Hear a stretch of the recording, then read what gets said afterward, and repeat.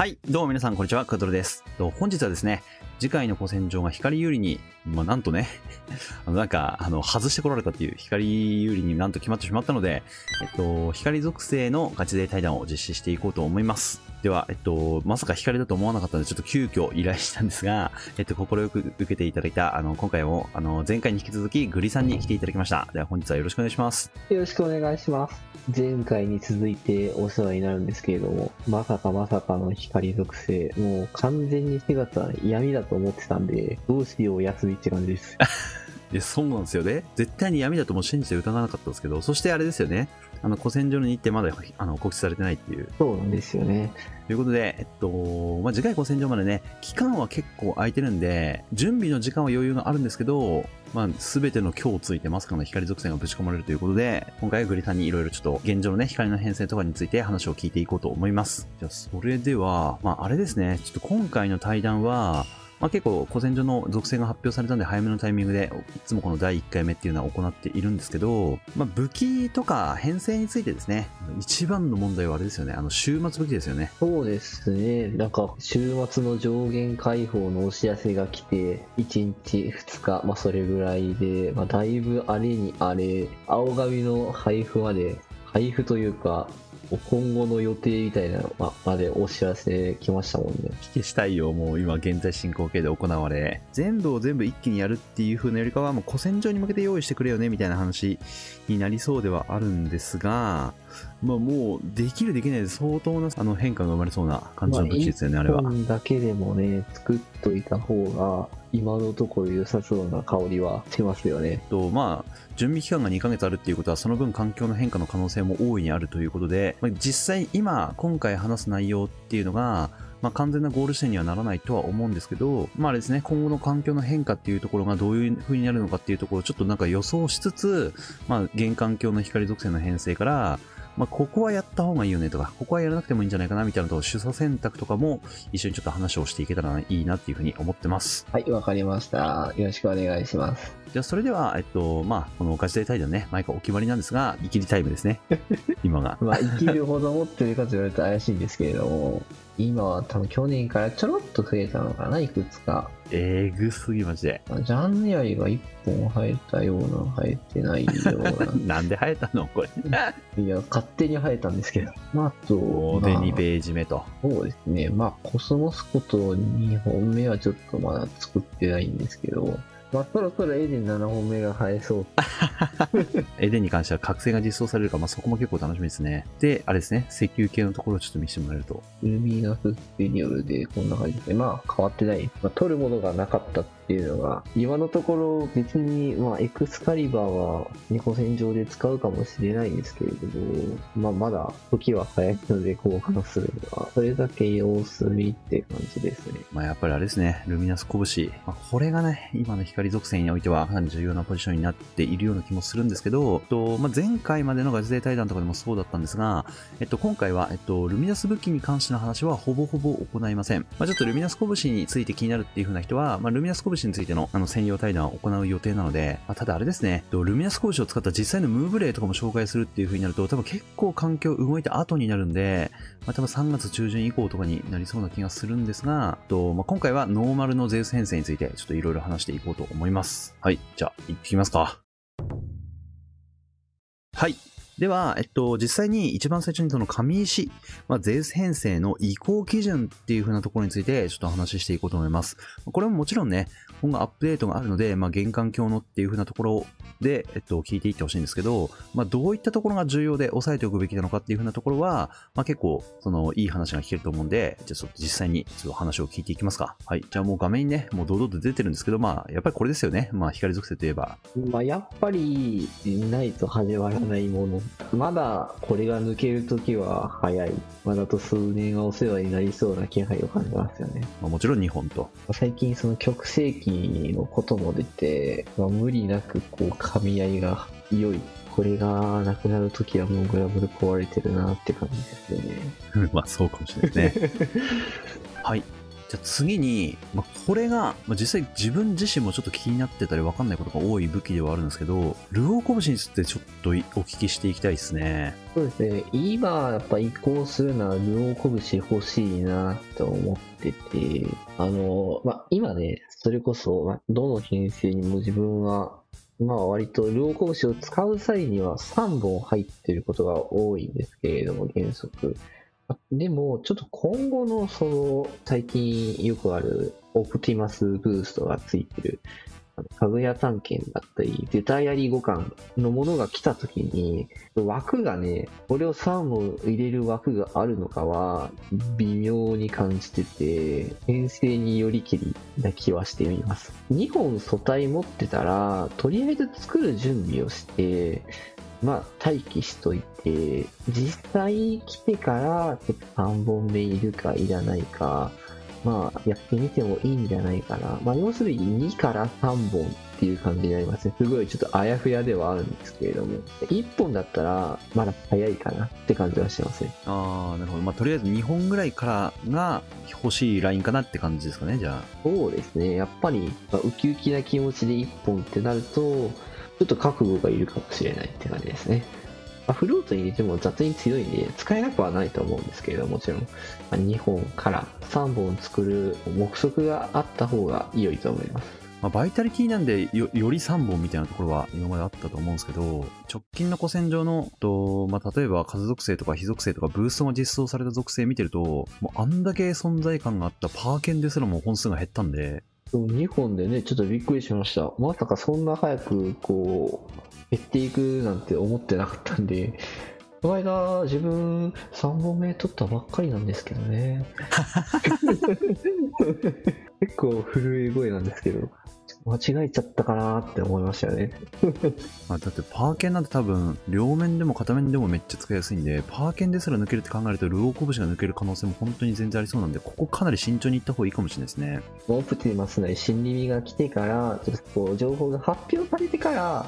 手を滑らせるのが悪いと思います。その前にピックアップがルオー拳が来たら、もう運営をマジでふざけんなっていう風な言うしかないですね、これは。お気持ち表明ってやつですね。じゃあ次が、光属性といえばこの武器エデンですね。はるか古代の昔からお世話になっているエレンなんですけれども、ついに覚醒が来るっていうお知らせが来ているので、現状でも、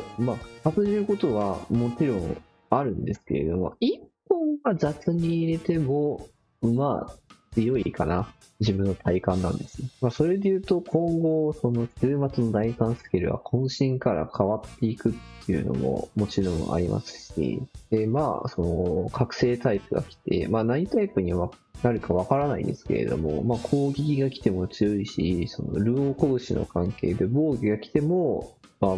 かなり熱いと思います。最近の光属性無理やり押されてるアビダメクリスマスイルノースが、アビダメ来てもなんかお茶を濁す一本にしては悪くないかもしれないって思ってます。結構一本だったら持ってる人も多いかもしれない。今素体で何本か持ってるってなったら、とりあえず一本ぐらい作っちゃっていいのかなって割と気軽に思ってます。なんか以前だったら攻撃タイプが来たらめっちゃ嬉しいみたいな感じだったかもしれないですけど、新しいチェイニングが上限持ってるからもう攻撃タイプである必要もあんまりなくなっちゃったっていう。別に何タイプが来ても順当に強くなるそういう。本当防御とか逆に美味しいかもしれないですね。割と防御であってくれって思ってるまであります。じゃあ、上市移行基準に関してなんですが、さっきルオー拳のところにでも出たんですけど、ちょっとまだ実装されてない武器の話をするのもあれかもしれないですが、ちょっと環境の変化がちょっとこれに依存しすぎているところっていうのもあるので、一応解説として聞いておこうかなっていう風な感じですね。はい、ブーストスキルの武器ですね、これに関しては。はい、そうですね。期待されている新リミ、かぐや探検互換なんですけれども、やっぱりこの、週末の第3スキルの新しいチェーンで、その時に、このオプティマスブーストのこの 30%×3 本っていうのが、多分あまりにも強くて、多分280%以上で、発動するんですけれども、これが2本ないしは3本ないと、片面とかで使えないよって言われるので、非常に後のスキルが、割と何であれ使う可能性が極めて高いと思ってます。ただですけど、いや、かなりネックですよね。そう。280% でスキル発動という風になると、まあ、片面で使うとしたら、150% の紙石と 40% のルオと、あと 90% 足りないから、ブースト武器3本絶対必要っていう。まあ、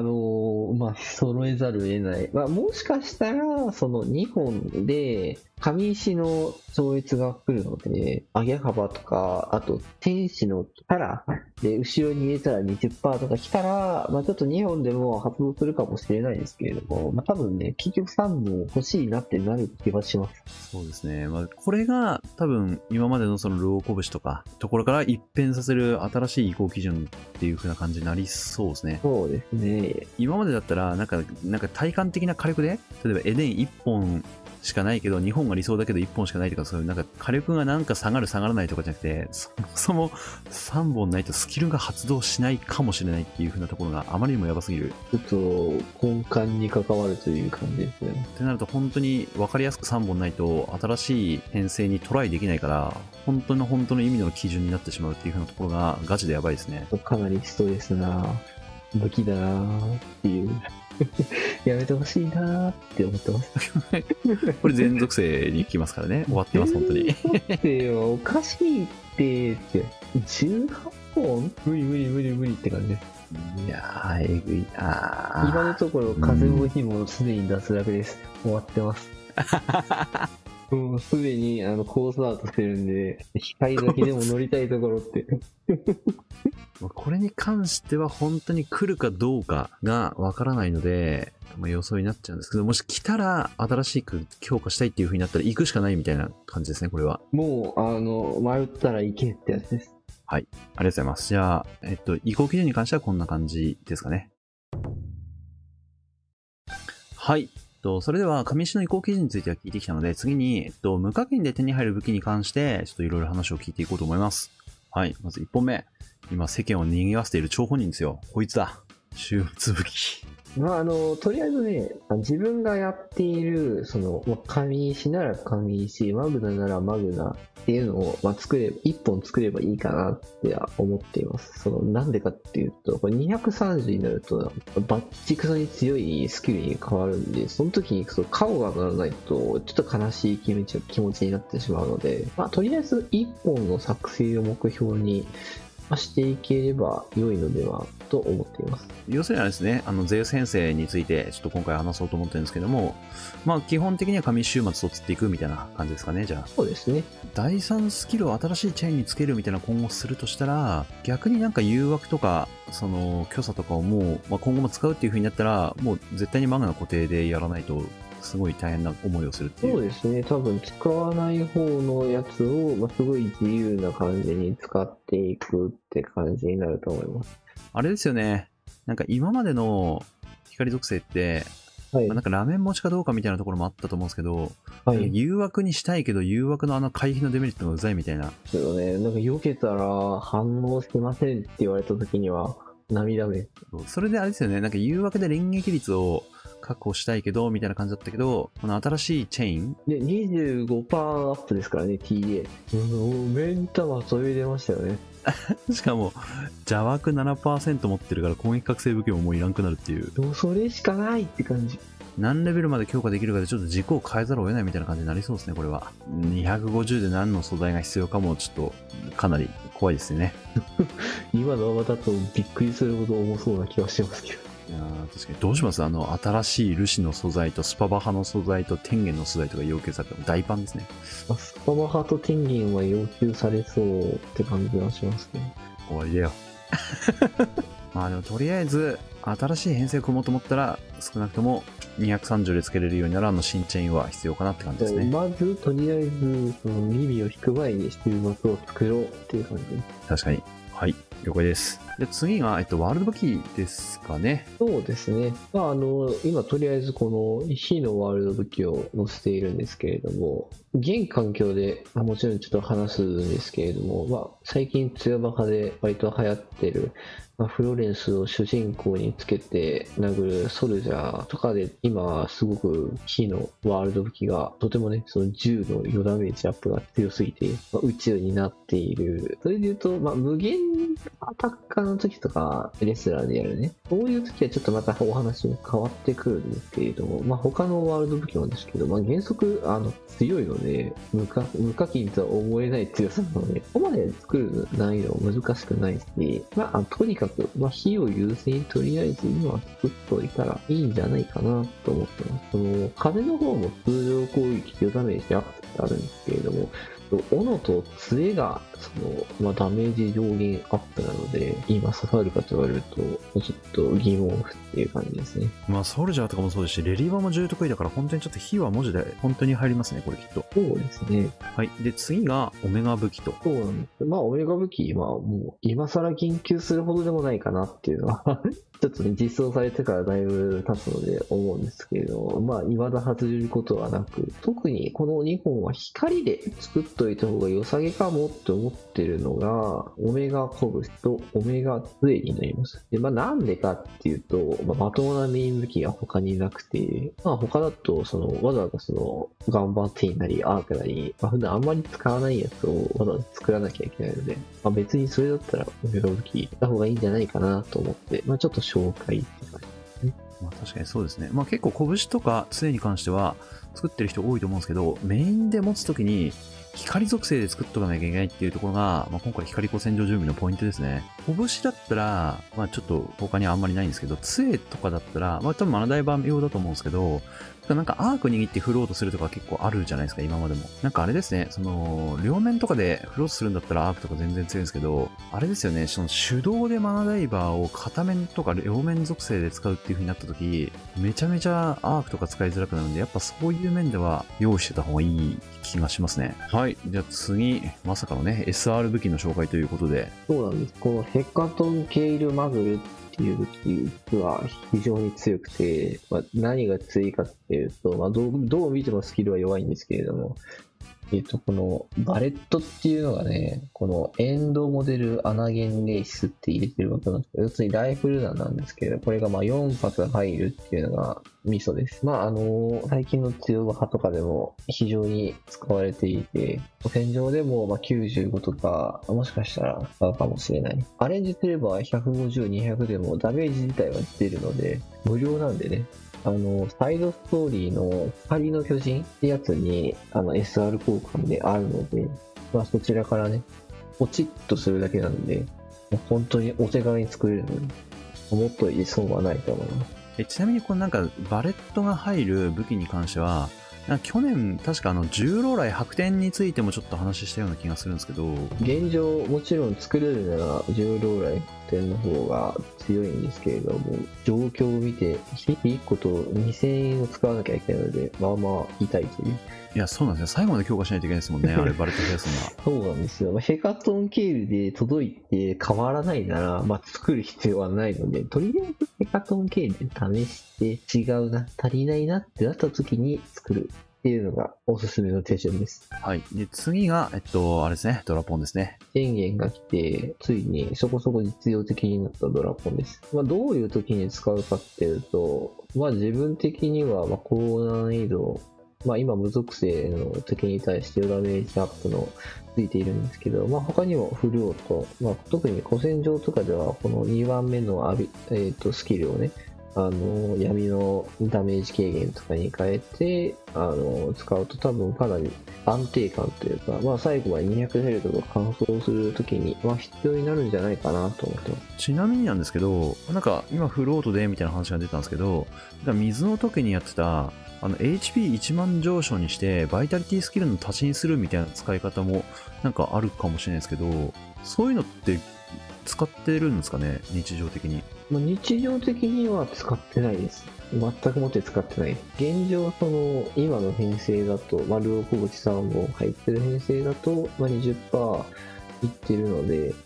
今のところって感じですね。今後もしかしたら変わるかももちろんしれないんで、断定はできないですけれども、現状使ってないです。じゃあ一旦そこまでマスト感はないみたいな。本当にやろうと思ったら両面属性でルオー拳使うとかそういう時なのかな、じゃあ。かもしれないですね。いろいろ足りてないよっていう人は、もちろん作る価値はあると思うんですけど、ルオー拳のためにわざわざ作るかと言われると、別にそこに急いでやることはないと思います。はい。で、次がシュバコトですね。そうですね。ち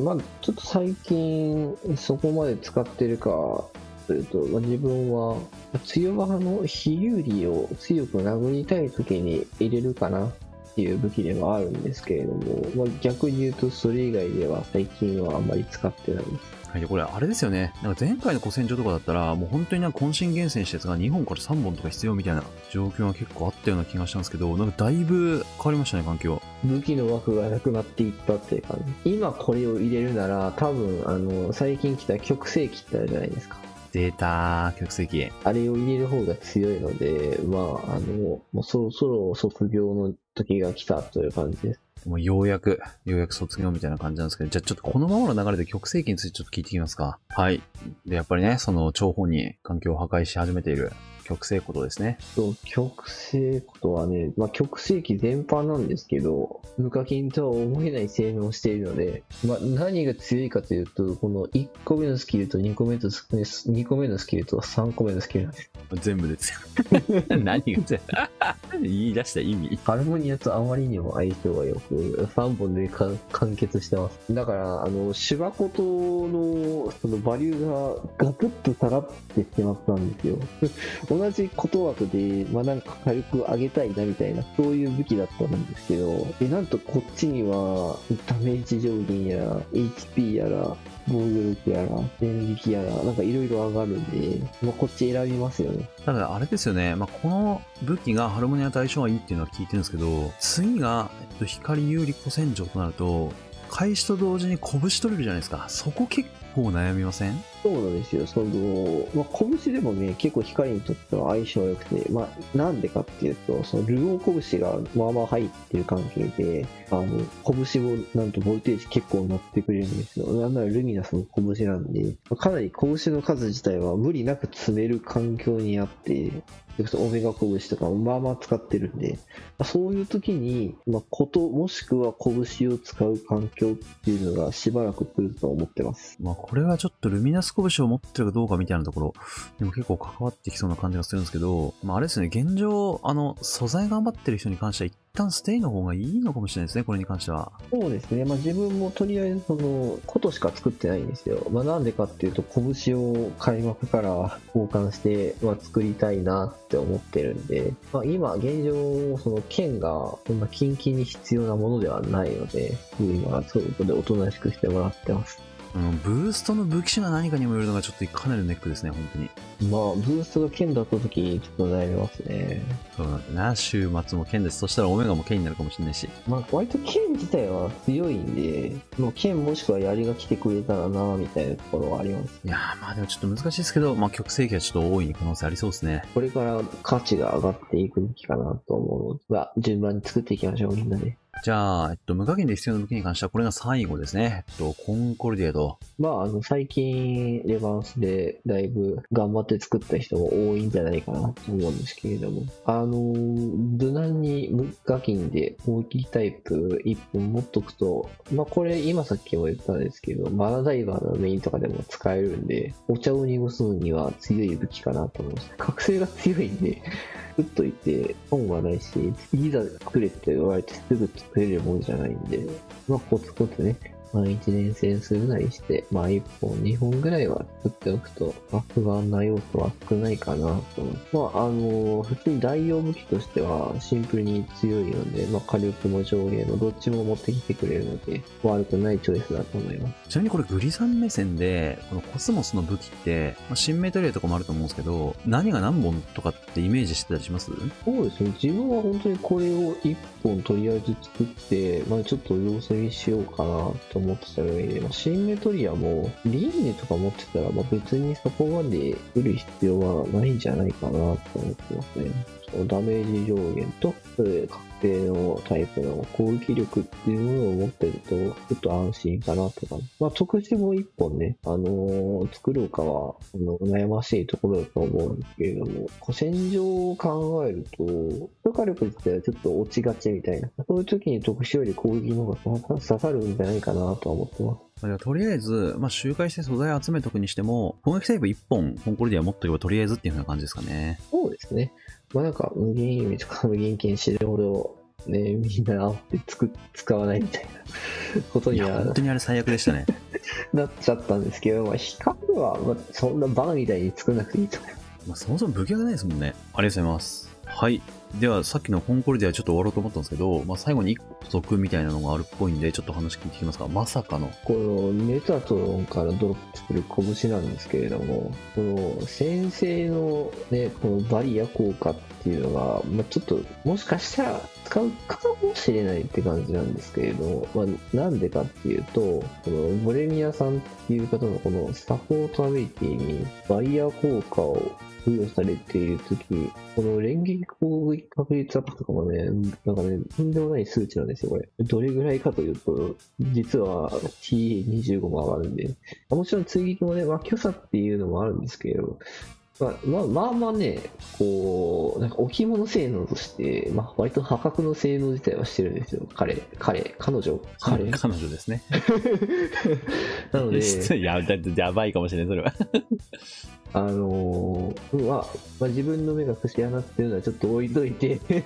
メタトロンの拳ないしは金箱お守りにも味方全体にバリア効果機能がついてるので、ないっていうよりは持っといた方が安心なんじゃないかなっていう話です。レギュラーとして使うかどうかはわかんないですけど、なんかバフとかが充実してるダンバフムーブでポチを削減するときにワンチャン使うかもとか、そういうのは普通にありそうですね。そうですね。多分皆さん9周年チケットみたいなの余ってると思うんで、それをそろそろ金が切れるなって思ったときに選ぶ一品にはいかがかしらっていう話ですね。一応なんかですね、豆知識みたいな感じですね、これは。そうですね。はい。では、あらかた、必要な武器に関しては解説をもらったので、ここから、具体的な編成例っていう風なものをちょっと見せてもらおうと思います。まず、手動編成からですね。はい。今これ見せてもらってるのが、出た、ヘカトンケイル、さっきの。無難に強派とかするときに、割とよく使われてそうな編成って感じなんですけれども、なんか自由枠みたいな感じで、とりあえず添えてるんですけど、別に何でもほぼ変わんないです。そこまで気にするほどのものではないで、別にこれをエレンにしてみても、そこまで大差は。ちょっと差はあったんですけど、あったんかい。戻しましたけど。できた頑張って、意外と最適だった。でもこれ見てるとあれですね。やっぱこれ片面ゼウスですよね。そうですね。フレンドゼウスで、殴っていくっていう感じ。なるほど。上限とかの兼ね合いだと思うんですけど、これだとちょっとルオコブシ強く見えちゃうな。ちなみにこれルオコブシのスキルってどのぐらい生きてます？ 18.75% なんですよ、この特殊っていうのが、量が。今後、それこそ、その、週末の関係とかで、この編成が週末アップデートすると、起きる、マックスできれるんじゃないかなって感じがしますね。あと、それこそ渾身がなくなるから、この岩盤とかがエデンとかになると強いかもしれないみたいな。いや、でもむずいですね。片面ゼウスやるとしたら、ブースト来たらどこに入れるんだ問題とかもあるんで、本当に湧くないですね、これね。うまいこと、コラ画像とかでグオコブシを3本ぐらいにまとめるぐらいしかないかもしれないです。詰めれば入りそうだな、みたいな。はい。じゃあ次に、さっきは片面ゼウスだったんですけど、ちょっと両面属性の古戦場想定ムーブの時にどうなるかみたいなところもちょっと話聞いていこうと思います。とんでもない武器が入っていると。これは仮で入ってるだけなんで、あまり気にしないでいただきたいんですけど、何にやりたいかというと、ちょっとオプティマス、言ってた、かぐや探検五感が来た時に、フレンドが黒キリみたいななった時に、どういう武器になるんだろうみたいな、予想で、話していくみたいな感じなんですけれども、この真ん中の3つが、とりあえず新リミです。かぐや探検五感と思っていただいたらいいんですけれども。で、拳銃なので、ワールド武器。ちょっとここはね、どうなるかわかんないですけど、とりあえず覚醒エネが強いかもしれないっていう話で、とりあえず1本入れてます。これに関して言及すると、とにかく弱いです。弱いというかもうなんか、スキルすらも存在しないというか。まあでも、やっぱ、あれか、両面属性だと、両拳抜けちゃうから、ちょっと扱い難しいですね、やっぱ両拳。そうですね、現状ちょっと両面属性で両拳は使いづらいなぁって思って抜いてます。てか枠がないというか。本当にわけないですね。なんか生地ワールド武器とか入っちゃうから。基本的に無料武器で、なんか3から5枠ぐらい取られてるんで、じゃあ残り何枠余ってるんって言われた時に入るっていうのは少ないですよね、最近。まあでもこのワールド武器とか、あと極聖機とかっていう風なところを採用しだすと、もうこれが臨武器ぐらいの強さ持ってるから、ちょっと難しいですね。ということでじゃあもう手動編成に関しては、ちょっとあれですね、週末のスキルと今後の、ブーストスキルが来るかどうかによって変わりそうなところではあるんですが、まあじゃあ一旦こんな感じっていうところですかね。そうですね。はい。じゃあ、手動編成についてちょっと聞いてきたので、次はちょっとフロート編成について聞いていこうと思います。これが片面フロートですかね。そうですね。まあ、とりあえず、最近、来たクリスマスイルノートさんとか、要するにアビリティを飛ばすキャラが割とクリアにしろ、マナダイバーにしろ、すごく噛み合いがいいので、まあ、リンネは、とりあえず、コムと幸せになる武器です。で、これが、片面がルシーですかね、これ。そう、ルシーゼウスですね。まあ、アークは、まあ、技巧狙いとかじゃなくて、普通に追い効果が強いからメイン武器として一本みたいな。そうです。まあ別にオメガ杖でもいいし、さっき出てたコンクルビアでもいいし、まあ別にそこまで何か差が出る武器ではないんですけれども。まあだからこんな感じで片面でやるとしたら、どうしてもやっぱアークの優先度が落ちちゃうっていう風なところがネックですね、現状。そうですね。まあ別にそんな無理やり入れるほどでもないっていう。ブーストが実装されたら、そこで一気に固めた方が確かに融通は効きそうですね。そうですね。まあちょっとブーストで枠は取られると思うんですけれども、まあここから、まあアークなり、ローコブシなりを入れ替えていくんじゃないかなと思ってます。じゃあ次、両面ゼウスのフロート編成ちょっと見せてもらえますか。そうですね。まあ、とりあえずこんな感じでいいか。まあ、知ってましたって感じですね。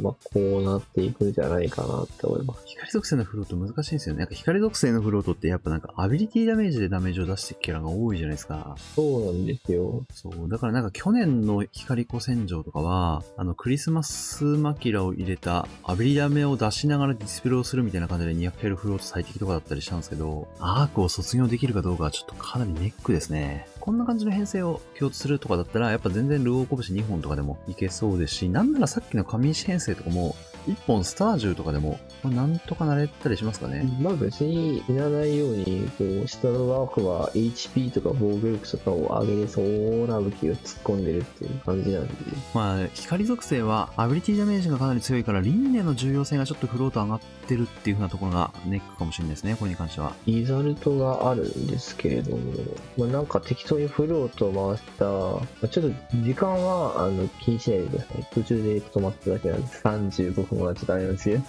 大体10ターン、11ターンぐらい適当に回した時に、このアビリティダメージがもう群を入れ高いんですよ。4.71 億。要するにもう半分以上アビリティなんで、半分どころじゃないですよね、これも。7割ぐらいアビリティ。で、その中で一番出てるのが、これイルノートなんです。てか、いるのとこんな出るんですね、フロート。びっくりするぐらい出るんで。まあ、クビラはマコラで裏から出てきてるからだと思うんですけど、コスモスとかも結構強いイメージでしたけど、全然なんか話にならないぐらい。なんか自分もついこの間輪廻の2本目を引けて、すごいなんかもう飛んで喜んだぐらいのレベルだったんですけど、輪廻2本用意できない人は、まあ、個人的にはシンメトリア、攻撃タイプか防御タイプで2本持ってた方がいいような気しますね。自分結構なんか輪廻1本しかない期間、シンメトリアにかなりお世話になったんで、だから欠損してる場合は、ちょっとやっぱ光属性ギレン系のスキル強いんで、シンメトリアで代用みたいなところはちょっと考えてた方がいいかもしれないですね。そうですね。じゃあ、実際の編成例に関してはまあこんな感じで終わりにしていきますか。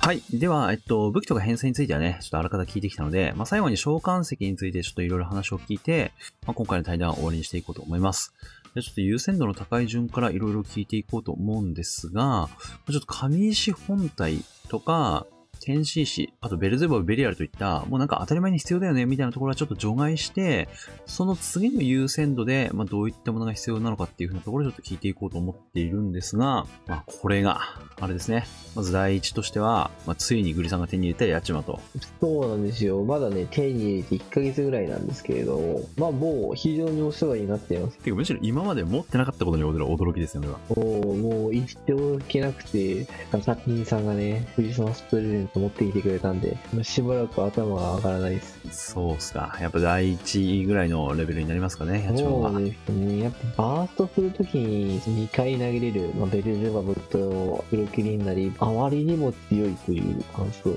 バーストするダメージがもう天と手ほど変わっちゃうので、やっぱこれかなと思います。あとやっぱ今後召喚師とかも強い石とかなった時に、伸びしろしかないんで、やっぱ脳死で突っていいんじゃないかなと思います。第1位が、堂々の八幡と。じゃあその次ちょっと聞いてきますか。個人的に2番目かなと思ってるのが、実はこのルオーってやつなんですけれども、正直現状ね、そこまでもちろん強いんですけれども、めちゃめちゃ必須かと言われたらそうじゃないっていう感じなんですけど、今後今さっきも話したカグヤ探検互換をオプティマスグローブみたいなの持ってきた時に、週末の第3スキルを発動させるためにルオーがいないと発動しないよって言われかねないんですよ。とか言われると思うんですよ。こういう時に無突で 10% しかないですとかって時に、武器はあるのに発動しないって言ってあまりにも悲しいので、これ結構そもそもの前提みたいな根幹に関わっちゃうから、ちょっと六竜の価値が上がってしまったのかなって思った。さっき言った通りなんか 10% か 20% で違うみたいな感じになってるから、でこれ4突で 40% になるから、あれですもんね、無突と4突だとブースト1本分違うっていう、いかれた。かぐや探検5巻より、倍率自体は高いですからね。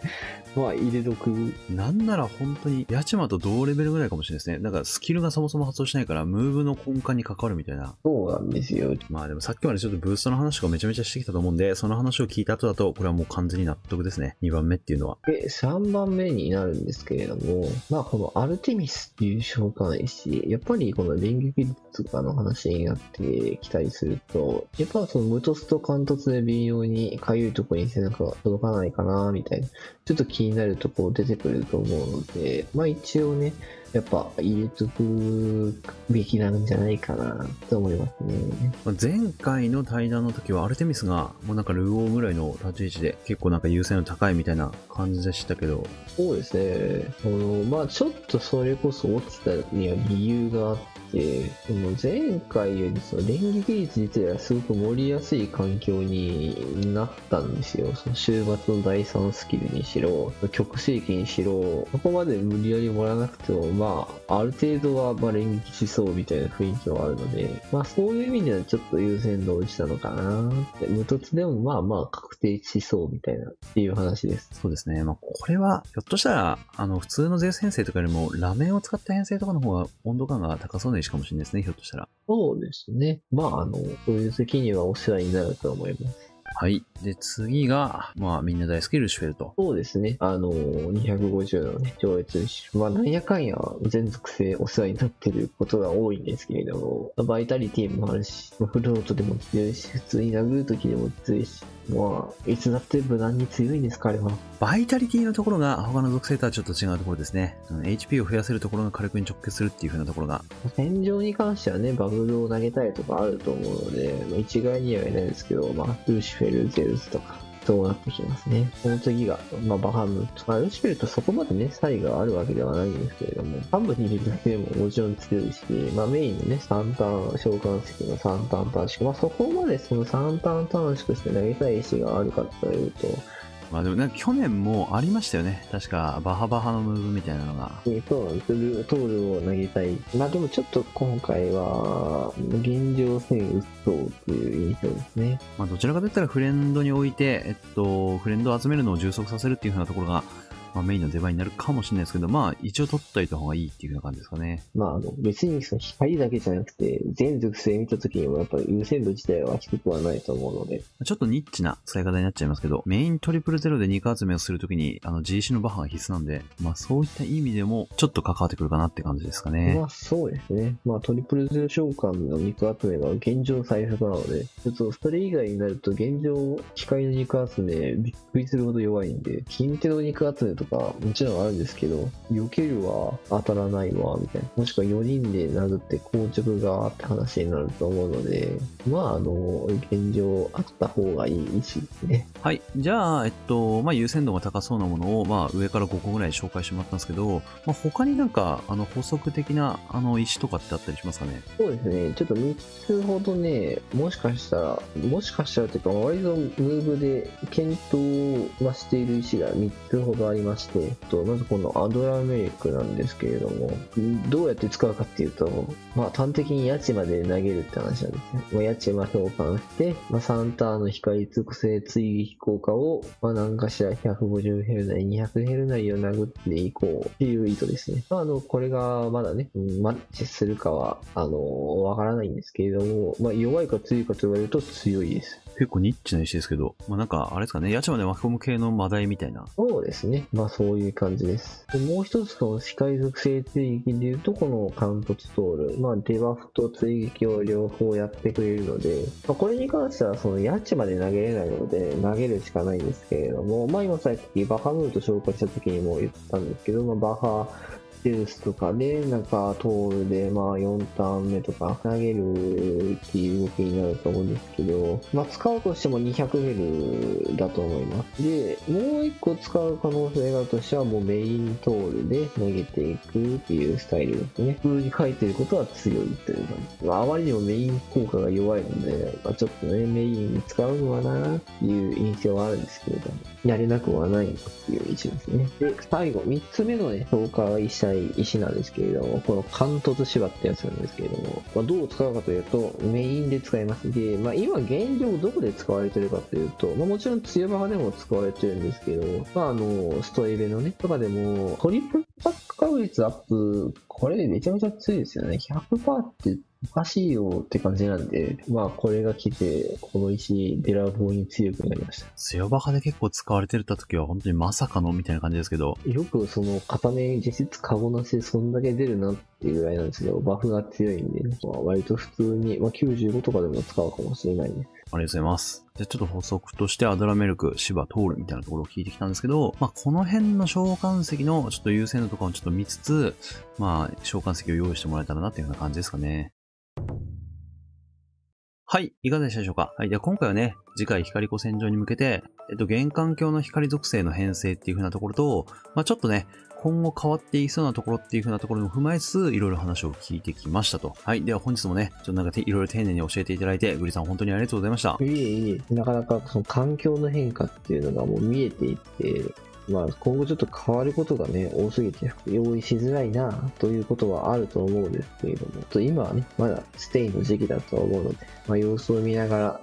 作っていけば良いのかなと思います。今後もね、そのルミナスとか、質問のライブとかがあるので、今後とも見ていただけたらなと思います。じゃあ、グリさんからもちょっと、言っていただいたんですが、今回の対談が、第1回目になってるんですけど、今まで通りね、ガチで対談は、複数回に分けてやっていこうと思うんですけど、アップデートもだいぶ落ち着いたタイミングで、手動ムーブ想定とかキャラ評価っていう風なところと、あとは、ルミナス拳に関して、ここに関しては、少なくともやろうと思ってます。冒頭でも言ったんですけど、ちょっと対談するタイミングが環境落ち着いてからってなると、3月の中旬以降とか結構遅いタイミングになっちゃうかもしれないんですが、環境の変化が劇的にやばそうっていう風なところがあるんで、新しい環境とかっていうところを踏まえて、次の対談とかを取っていこうと思ってますので、ぜひお楽しみにお待ちください。はい。じゃあ今後もね、こういったガチで対談とかで光属性の古典上準備とかっていう風な視点でいろいろ話していこうと思うんで、もし今回の動画が面白かったっていう人は、ぜひ私、クワトロのチャンネルもチャンネル登録と高評価の方もよろしくお願いします。はい。最後までご視聴いただきありがとうございます。次の動画でお会いしましょう。